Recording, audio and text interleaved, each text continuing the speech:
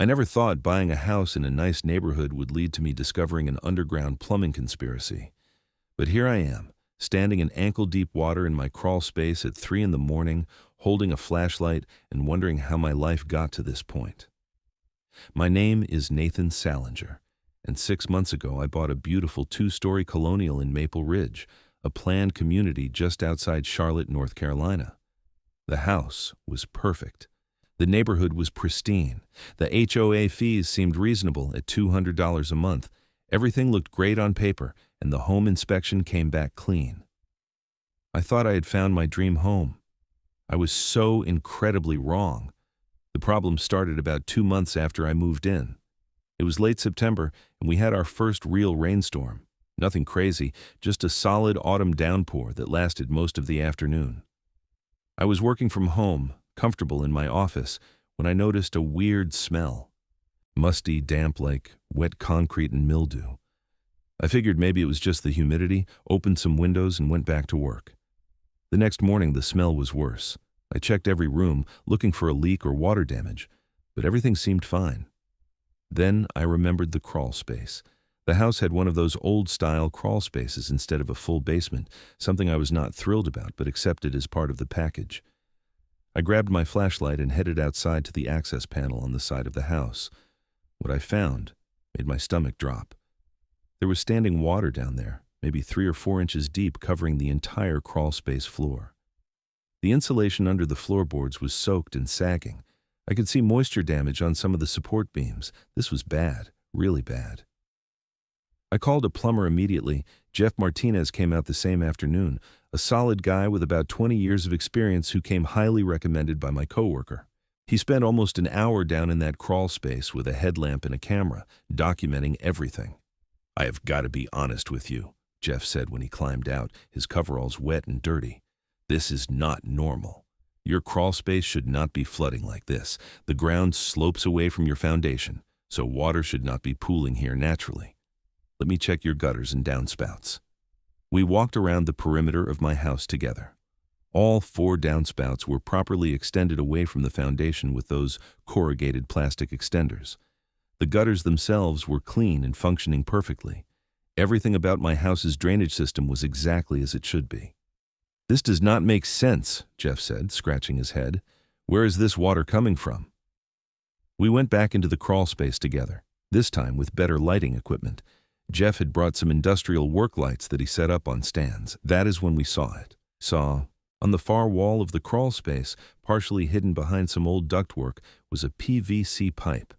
A pipe that definitely was not part of my house's original plumbing. "What the hell is that?" I asked. Jeff moved closer, examining the pipe with his flashlight. "That's a drainage pipe, 3-inch diameter, fairly new installation, maybe 2 or 3 years old. And look here." He pointed to where the pipe disappeared into my crawl space wall. "Someone drilled through your foundation and installed this. This is not your pipe, Nathan. Someone else put this here." My blood ran cold. "Someone drilled into my foundation? Is that even legal?" "Absolutely not. This is trespassing at minimum, property damage for sure, and probably a whole bunch of building code violations." Jeff pulled out his phone and started taking pictures. "You need to find out where this pipe is coming from, like yesterday."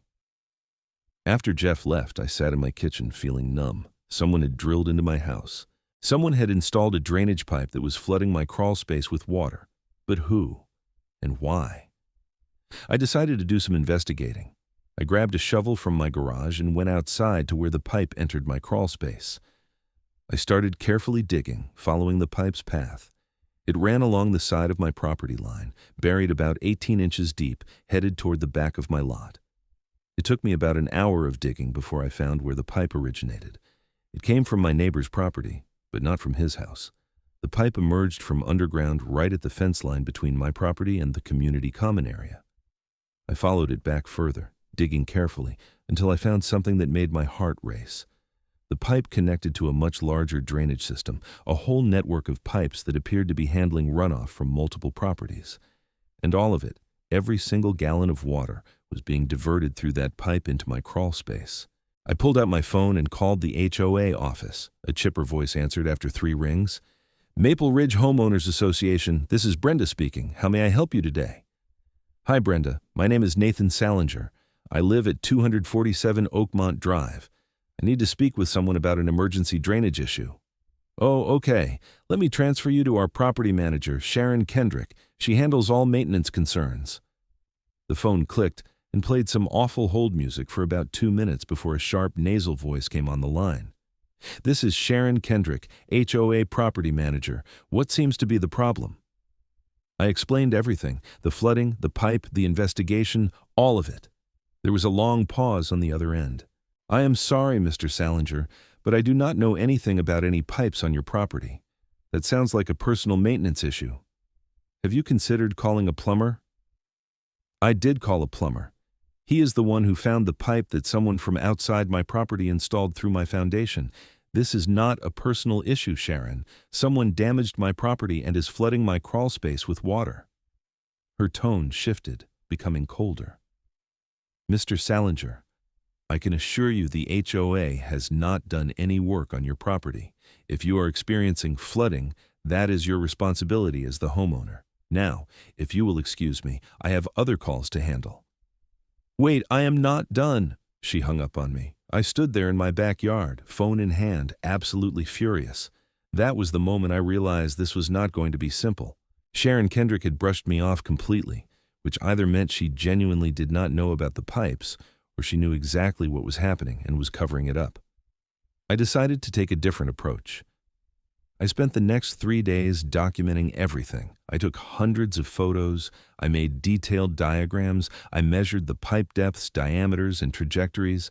I contacted the county records office and pulled up the original plat map for my property and the surrounding area. And that is when things got really interesting. According to the original development plans filed when Maple Ridge was built 7 years ago, there was supposed to be a retention pond in the back corner of the community to handle stormwater runoff. The plans showed a complete drainage system that would route water from all the streets and common areas to that pond, where it would slowly filter into the ground naturally. But when I drove to the back corner of the community, there was no retention pond.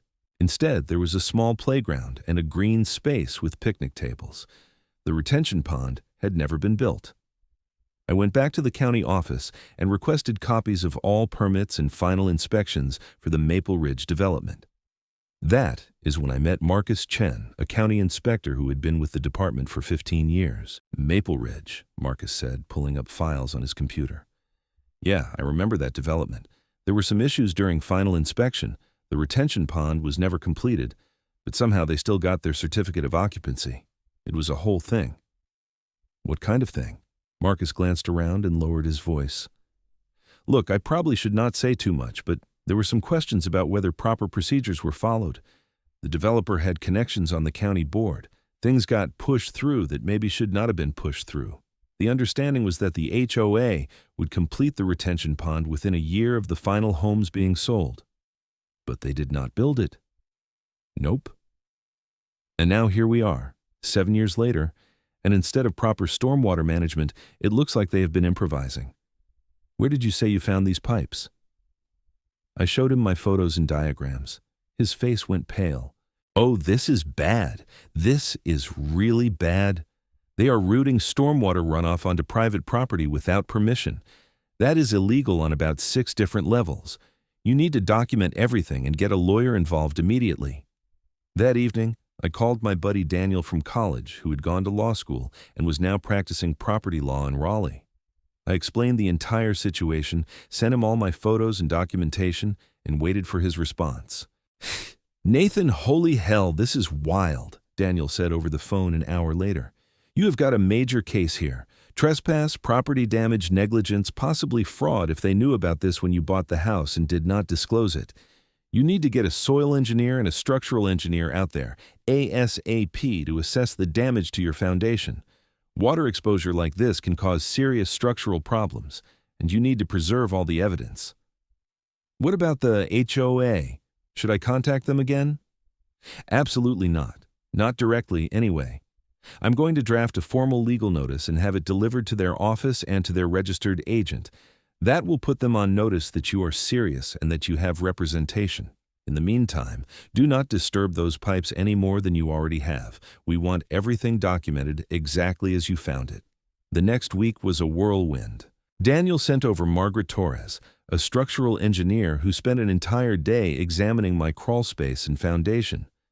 Her report was devastating. The constant water exposure had caused significant damage to 3 support beams. The foundation had cracks forming in 2 places. The floor joists were showing signs of rot. The estimated repair cost was $48,000. Then came Raymond Hayes, a soil engineer who took core samples from around my foundation. His report showed that the soil under my house had become oversaturated and was losing its load-bearing capacity. If the water problem was not resolved immediately, my foundation could experience settlement, meaning my entire house could start sinking or shifting. Additional repair costs, potentially another $30,000 if foundation stabilization became necessary. I was looking at close to $80,000 in damages, all because the HOA had decided to route their stormwater problem onto my property. Daniel's legal notice was delivered to the HOA office on a Thursday morning. By Thursday afternoon, I got a phone call from an unknown number. "Mr. Salinger, this is Sharon Kendrick from the Maple Ridge HOA. I received a very concerning letter from your attorney today." "Did you now?" "Yes, and I have to say, I find your accusations highly inappropriate and inflammatory. The HOA has done nothing wrong, and your attorney's threats of legal action are completely unwarranted." "Sharon, I have photographic evidence of pipes that were illegally installed through my foundation. I have engineering reports showing tens of thousands of dollars in damage. I have county records showing the HOA never built the required retention pond. This is not about accusations. This is about facts." Her voice got sharp and nasty. "Listen to me very carefully, Mr. Salinger.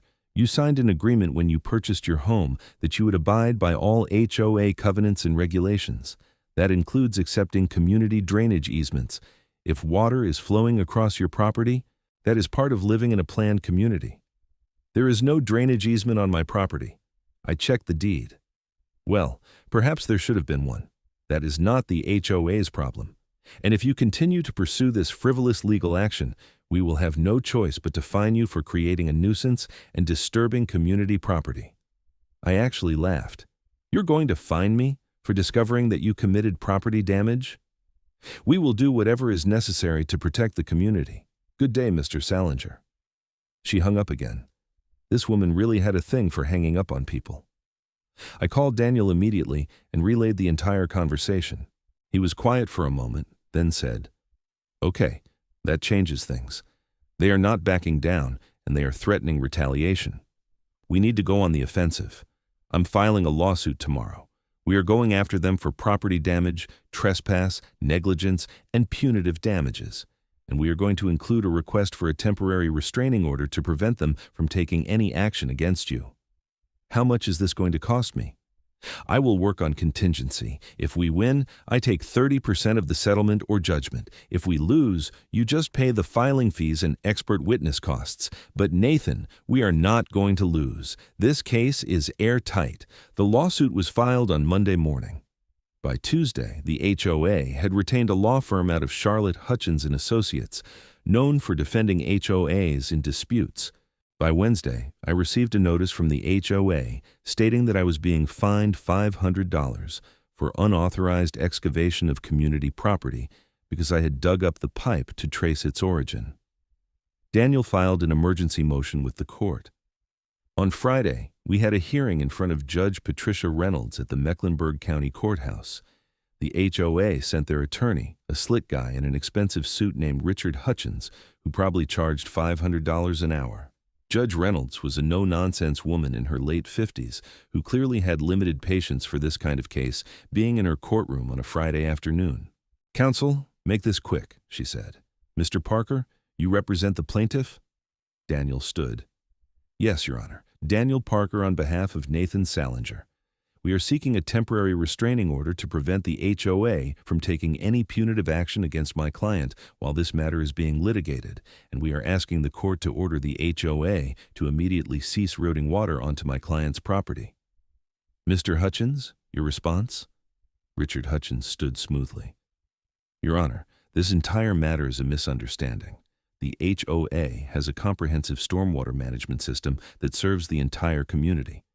Mr. Salinger's property happens to be located in a low-lying area where water naturally accumulates. The HOA cannot control natural water flow, and we certainly have not taken any action to deliberately damage Mr. Salinger's property. That is absolutely false, Your Honor, Daniel said. We have photographic evidence of PVC pipes that were deliberately installed through Mr. Salinger's foundation. We have engineering reports documenting severe structural damage caused by this water intrusion, and we have county records showing that the HOA never built the retention pond that was required by the original development plans. Judge Reynolds held up her hand. I want to see this evidence. Approach the bench. Daniel brought up our binder with all the photos, engineering reports, and county documents. Judge Reynolds spent about 5 minutes reviewing everything while the courtroom sat in silence. Her expression grew increasingly severe. Mr. Hutchins, did you know about these pipes before today? Your Honor, I was retained by the HOA only 3 days ago. I'm still familiarizing myself with the facts of this case. That is not an answer. Does the HOA deny installing these pipes? Hutchins hesitated. The HOA denies any wrongdoing, Your Honor. Again, not an answer. Judge Reynolds closed the binder and looked at both attorneys. Here is what is going to happen. The temporary restraining order is granted. The HOA is prohibited from taking any action against Mr. Salinger pending resolution of this matter.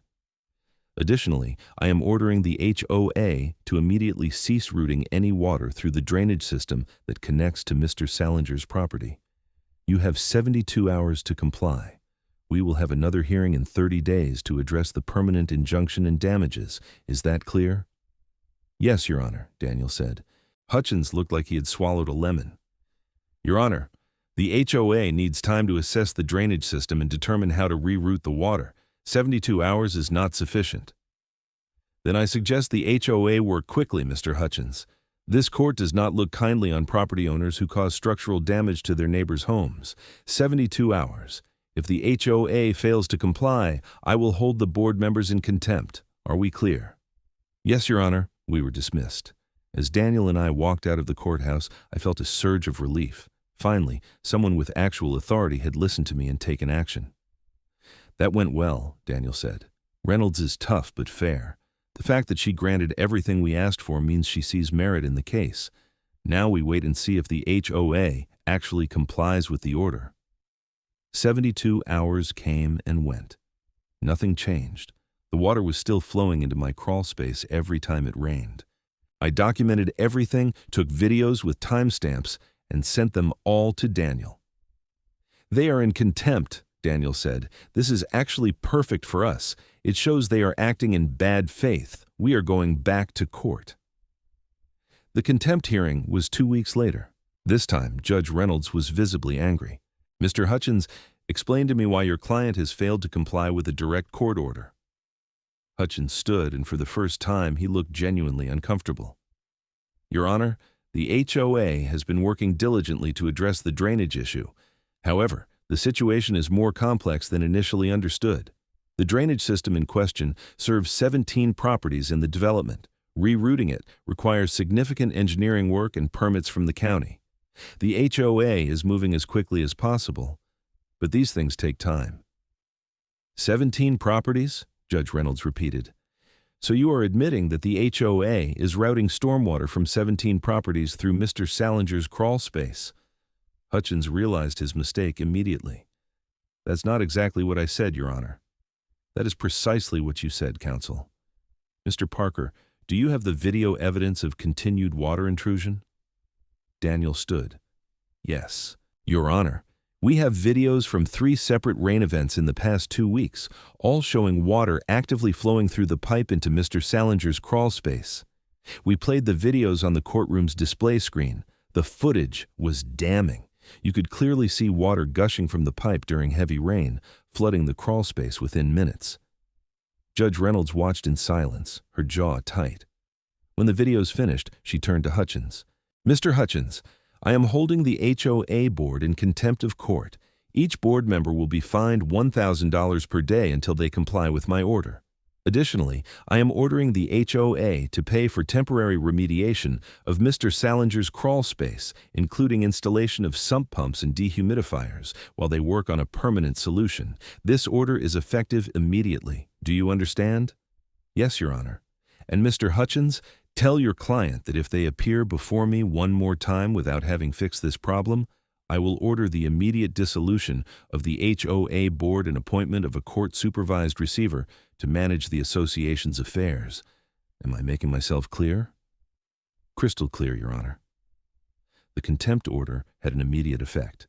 Within 3 days, a crew showed up at my house with industrial-grade sump pumps and commercial dehumidifiers. They installed them in my crawl space and set them up to run continuously. The foreman, a guy named Luis, who clearly had no love for the HOA, told me they had been hired to do whatever was necessary to keep my crawl space dry. Man, I've been doing drainage work for 20 years, Luis said, shaking his head. I've never seen anything like this. Whoever designed this system was either incompetent or did not care about the consequences. Probably both. Do you know where all this water is actually coming from? I asked. Yeah, I had to map the whole system before I could give the HOA an estimate for fixing it. You want to see? He pulled up a diagram on his tablet. The drainage system was even worse than I thought. Water from street gutters, downspouts from community buildings, and surface runoff from common areas all fed into a network of pipes that converged at the back of my property. The system was designed to dump everything into my crawl space, which would then allow the water to slowly seep into the ground. Except my crawl space was not designed to handle that volume of water, so instead of seeping away, it just accumulated and caused damage. This is insane, I said, staring at the diagram. How did they think this was acceptable? Luis shrugged. My guess? The developer cut corners and did not want to spend money on a proper retention pond. So they just ran the pipes to the lowest point in the development, which happened to be your property, and figured nobody would notice. And for a while, nobody did. Do you think the HOA knew about this? Oh, absolutely. There is no way they did not know. They have maintenance records, they do inspections, they have maps of all the underground utilities. Someone knew exactly what was happening, and they decided to do nothing about it because fixing it properly would cost a lot of money. That night, I could not sleep. I kept thinking about what Luis had said. This was not just negligence. This was deliberate. The HOA knew they were damaging my property, and they chose to do nothing because it was cheaper than fixing the problem correctly. The next morning, I called Daniel and told him everything Luis had shown me. Can you get a copy of that diagram from Luis? Daniel asked. Already done. I took photos of everything on his tablet. Perfect. This is exactly what we need. This shows knowledge and intent. We are not just talking about negligence anymore, Nathan. This might rise to the level of intentional property damage, which opens up criminal liability. Criminal? You mean like jail time? Potentially, yes. If we can prove that the HOA board knew about the damage and deliberately chose to continue harming your property, that is criminal mischief at minimum, possibly worse. But more importantly for your case, it means we can go after punitive damages in civil court. Punitive damages are designed to punish bad behavior, and they can be substantial. How substantial? Depending on the jury, could be triple or even quadruple your actual damages. So we are talking about potentially $200,000 or more. I let that sink in.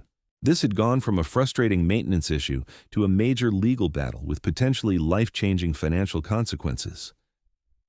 Over the next few weeks, Daniel went into full litigation mode. He issued subpoenas for all HOA records going back 7 years. He deposed every member of the current board and several former board members. He requested financial records showing how the HOA spent its maintenance budget. And what he found was staggering. The HOA had known about the drainage problem for at least 5 years. Multiple homeowners had complained about flooding and foundation issues. An engineering firm had been hired 3 years ago to assess the situation and had recommended building the retention pond that was originally planned. The estimated cost was $350,000. The HOA board had voted unanimously to reject the recommendation and continue with the existing drainage system. The meeting minutes from that board session were damning.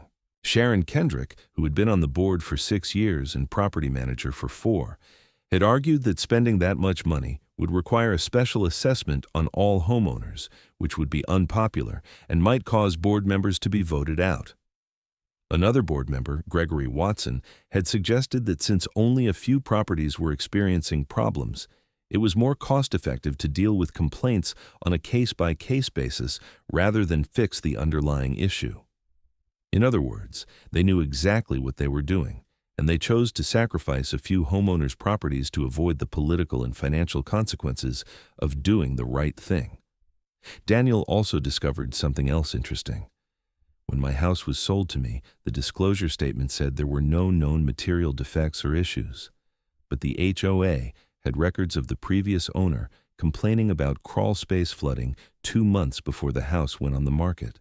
The HOA had told the previous owner that it was not their problem and suggested he fix his gutters. The previous owner had cleaned his gutters, the flooding had briefly stopped due to a dry spell, and he had sold the house to me without mentioning the issue. "We might have a fraud claim against the seller too," Daniel said, "but let us focus on the HOA first. They are the ones with deep pockets and insurance." The discovery phase took 3 months. During that time, my house was livable thanks to the sump pumps, but I knew the damage was getting worse. The structural engineer came back twice to do follow-up assessments, and each time her report showed increased deterioration. The longer this went on, the more expensive the repairs would become. Finally, in March, we were scheduled for mediation. This is a standard step in civil litigation where both sides sit down with a neutral mediator and try to reach a settlement before going to trial. Our mediator was a retired judge named Harold Brennan, who had a reputation for being tough but fair. The mediation was held in a conference room at Daniel's law office in Raleigh. I arrived at 9 in the morning, nervous and ready for a fight. Daniel had warned me that the HOA would probably lowball their initial offer, but we needed to take the mediation seriously because judges really do not like it when parties refuse to negotiate in good faith. Sharon Kendrick showed up with 3 other board members, Gregory Watson, Linda Matthews, and Thomas Chen. They had their attorney, Richard Hutchins, plus another lawyer from his firm who specialized in insurance defense. The fact that they brought their insurance attorney told me they were taking this seriously. Judge Brennan started the mediation by laying out the ground rules. Each side would present their position, then we would separate into different rooms and he would go back and forth facilitating negotiations. Daniel went first. He presented our entire case methodically. Photos of the pipes, engineering reports, county records, HOA meeting minutes, financial damage estimates. He built a timeline that showed clearly how the HOA knew about the problem, chose to ignore it, and then lied to me about it when I complained. By the time he finished, the HOA's attorneys looked grim. Then it was their turn. Hutchins tried to argue that the drainage issue was a pre-existing condition from the original development, that the HOA had inherited a flawed system and was doing its best to manage it with limited resources, and that my damages were inflated and speculative. Judge Brennan listened to both sides, then sent us to separate rooms. For the next hour, we sat in Daniel's conference room drinking coffee and waiting. Finally, Judge Brennan came in. "Okay, gentlemen, the HOA has authorized me to present an initial settlement offer. They are willing to pay $25,000 to cover immediate repairs to your crawl space, and they commit to fixing the drainage system within the next year." Daniel and I looked at each other. "That's insulting," I said. I told them you would say that," Judge Brennan replied. "What is your counter?" Daniel laid out our number. "We want full compensation for all structural repairs, including foundation work. That is $78,000 based on current engineering estimates.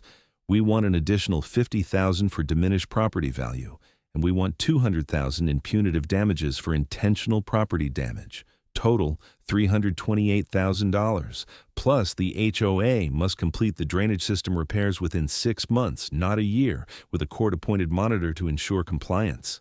Judge Brennan whistled. "That is a big number." "It is a big case," Daniel said. "They knowingly damaged my client's property for years, lied about it, and tried to cover it up. That deserves significant punishment." The judge left to present our counteroffer. Another hour passed, then another. I was starting to think this whole thing was pointless when Judge Brennan finally came back. They have moved to $75,000 all in. That covers your repairs, their legal fees, and you sign a non-disclosure agreement. No, I said immediately. Absolutely not. I'm not signing an NDA so they can keep doing this to other homeowners. I expected that, Judge Brennan said. But let me be clear with you, Mr. Salinger. If this goes to trial, you're rolling the dice. Juries are unpredictable. You might get everything you are asking for, or you might get less than what they are offering now. Trials are expensive and time-consuming. Are you prepared for that? I looked at Daniel. He nodded slightly, indicating the decision was mine. Yes, I said. I am prepared. What they did was wrong, and they need to be held accountable. Not just for me, but for every homeowner in that community who might face this in the future. If they are not willing to pay fair damages and fix the problem properly, then we go to trial. Judge Brennan smiled slightly. I was hoping you would say that. Give me a few more minutes with them. He left again. This time he was gone for nearly 2 hours. It was well past lunchtime when he finally returned, and he looked tired. Okay, we have movement. The HOA has increased their offer to $150,000. That includes $78,000 for repairs, $25,000 for property value diminishment, and $47,000 in additional damages. They will complete the drainage system repairs within 8 months under supervision of a county inspector. No NDA, but you have to agree to release all board members from personal liability. What about punitive damages? Daniel asked. They are arguing that punitive damages are not warranted because there was no malicious intent, just poor decision-making. That is nonsense and they know it, Daniel said. Their own meeting minutes show they knew about the problem and chose to ignore it. That is textbook willful misconduct. Judge Brennan held up his hands. I agree with you, but this is where they are drawing the line. If you reject this offer, we are done with mediation and you head to trial. What do you want to do? I thought about it. $150,000 was significant money. It would cover all my repairs with some left over. The drainage system would get fixed properly. But it did not feel like justice. It felt like the HOA was buying their way out of real consequences. What do you think? I asked Daniel. Honestly, I think we can win more at trial. But Judge Brennan is right that trials are risky. If you want guaranteed money and guaranteed repairs, this is not a bad offer. But if you want to make a statement and hold them truly accountable, we go to trial and ask for the full amount. I sat there for a long moment, weighing my options. Then I thought about Sharon Kendrick hanging up on me, about the board members who had voted to keep damaging properties to save themselves political trouble, about the other homeowners who might be facing similar problems and did not know it. We go to trial, I said. Judge Brennan nodded. All right then. Good luck, gentlemen. You are going to need it. The trial was scheduled for late July, which gave us 4 more months to prepare. Daniel worked like a man possessed. He hired additional expert witnesses, including a former county building inspector who testified about code violations, and a real estate appraiser who calculated how much damage this issue had done to my property value. He prepared demonstrative exhibits, including a scale model of the drainage system that showed exactly how water was being routed through my property. Meanwhile, the HOA tried every trick in the book to delay or derail the case. They filed motions to dismiss, motions to compel, motions for summary judgment. Every single one was denied. Judge Reynolds was clearly tired of their games and made it known in her rulings. In June, something unexpected happened. I got a phone call from a woman named Rachel Morrison who lived 4 streets over from me in Maple Ridge. Mr. Salinger, I hope you do not mind me calling. I got your number from a mutual friend. I heard about your lawsuit against the HOA, and I think the same thing might be happening to me. We met for coffee the next day. Rachel told me she'd been experiencing crawl space flooding for 2 years. She'd called the HOA multiple times, and Sharon Kendrick had told her the same thing she told me. It was her problem, not theirs. Rachel had spent thousands of dollars on plumbers and waterproofing, but nothing worked because the water kept coming. Have you checked for pipes in your crawl space that are not supposed to be there? I asked. I did not even think to look for that. Can you come take a look? That afternoon, Rachel and I crawled into her crawl space together. Sure enough, there was an identical PVC pipe installation, same diameter, same setup, routing water directly into her foundation. "This is exactly like mine," I said, taking photos. "You are getting water from the community drainage system dumped onto your property." Rachel looked like she might cry. "I have spent almost $15,000 trying to fix this, and the whole time it was the HOA causing it?" "I'm afraid so." We found 2 more homeowners over the next week who had the same problem. Daniel was ecstatic. "This is huge," he said. "This shows a pattern of behavior. It is not just one property being affected, it is multiple properties throughout the development. This is systematic negligence at best, potentially a conspiracy to commit property damage at worst. I want to add these other homeowners to the lawsuit as co-plaintiffs." Judge Reynolds allowed the amendment. Now, instead of 1 plaintiff suing for damages, we had 4, with combined damages exceeding $300,000, not including punitive damages. The HOA filed for bankruptcy protection 2 weeks before trial. "They are trying to avoid liability," Daniel explained. "If the HOA declares bankruptcy, it creates an automatic stay on all litigation. They are hoping to restructure and either settle for pennies on the dollar or discharge the debts entirely." Can they do that? They can try, but it is not going to work.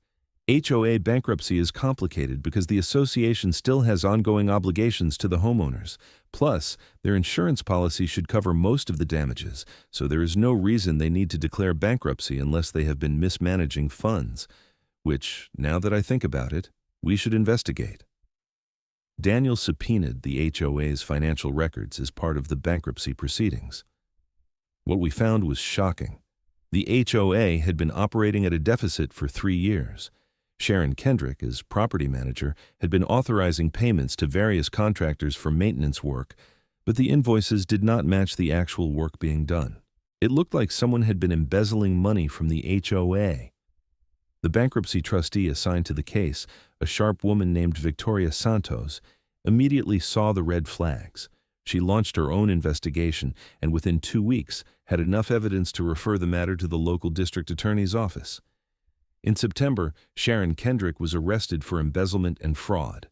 The DA's investigation revealed that she had stolen over $200,000 from the HOA over a 4-year period by creating fake invoices from shell companies she controlled.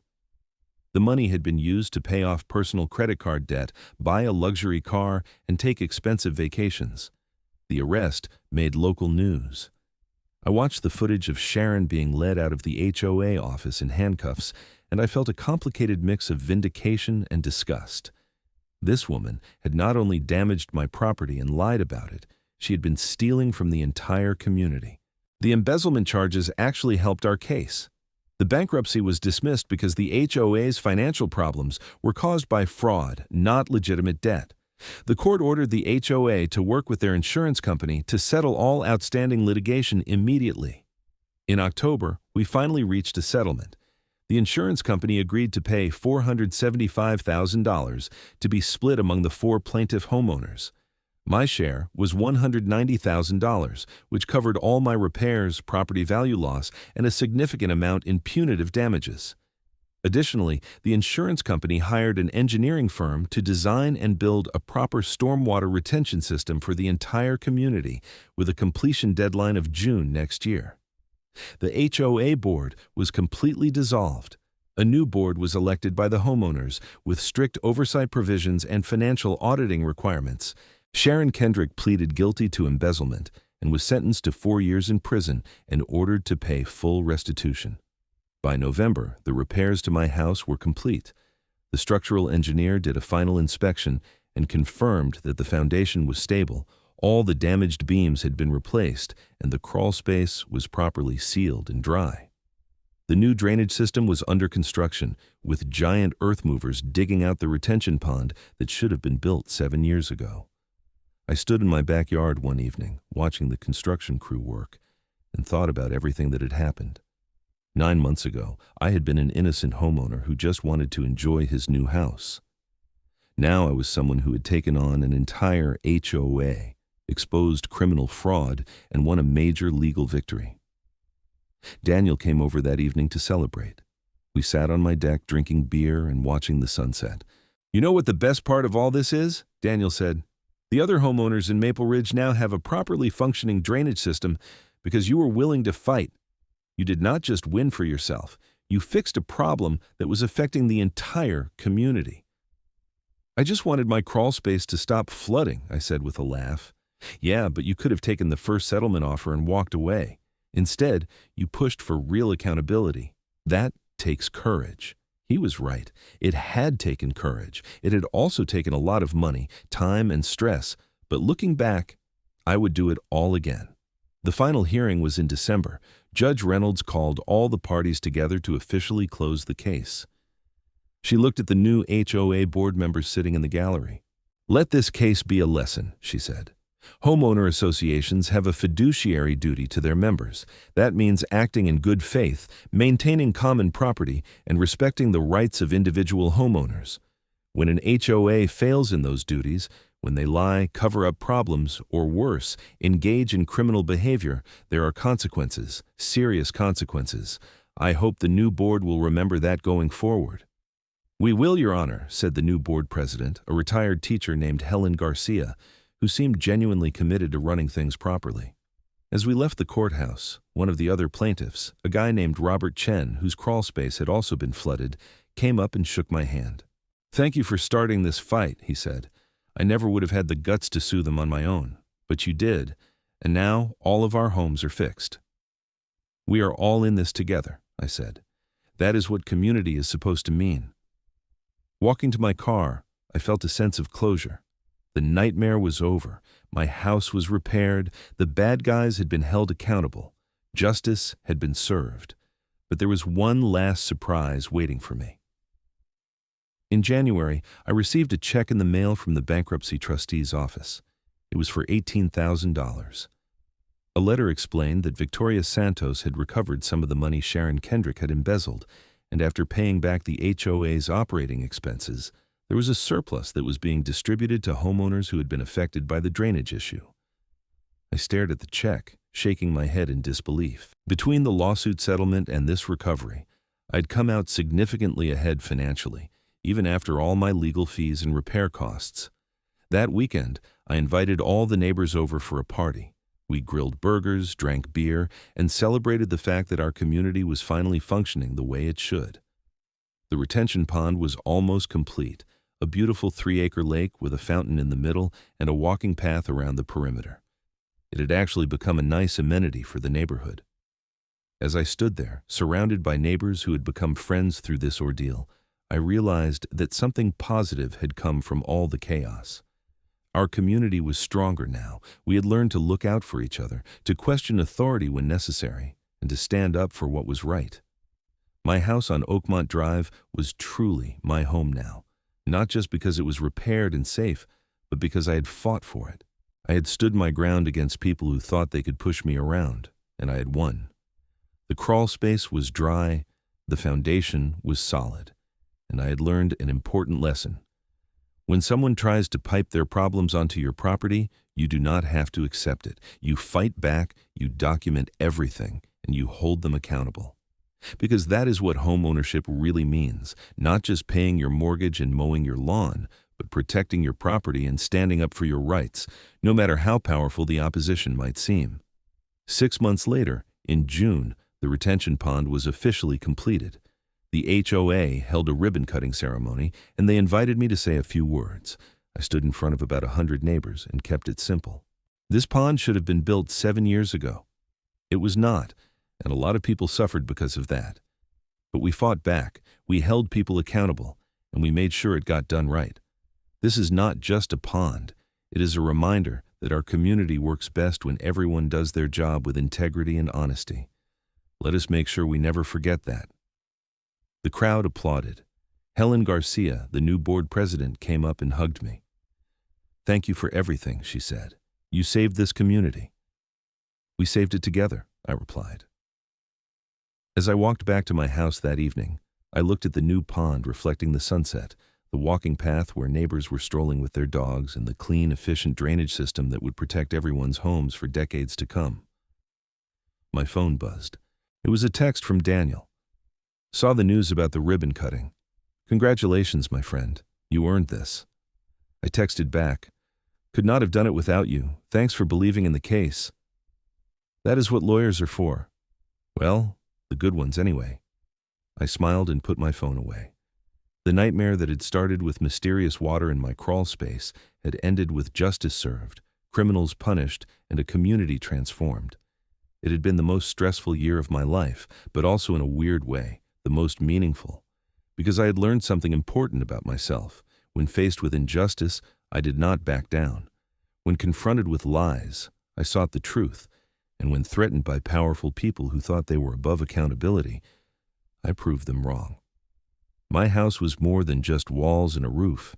It was a symbol of what happens when ordinary people stand up for themselves and refuse to be victims, and that was worth fighting for.